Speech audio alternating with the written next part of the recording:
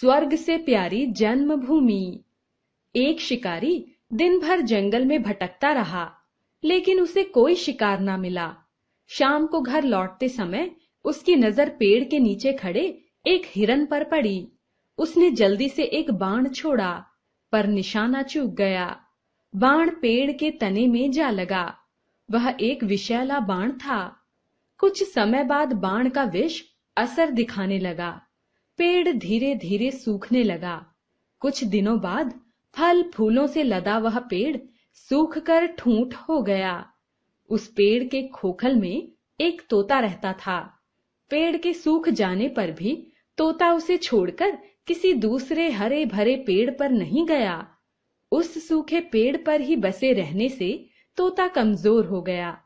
अब वह ठीक से उड़ भी नहीं पाता था। ऐसा लगने लगा था कि जैसे वह कुछ ही दिनों का मेहमान रह गया है। एक दिन संयोग से देवराज इंद्र उस मार्ग से गुजरे। उन्होंने उस तोते को देखा। उसकी हालत देखकर उनके मन में बड़ी दया आई। उन्होंने तोते से पूछा, तुम इतना कष्ट क्यों भोग रहे हो? किसी दूसरे हरे भरे पेड़ पर क्यों नहीं चले जाते? तोते ने उत्तर दिया, हे देवराज, इस वृक्ष पर ही मेरा जन्म हुआ।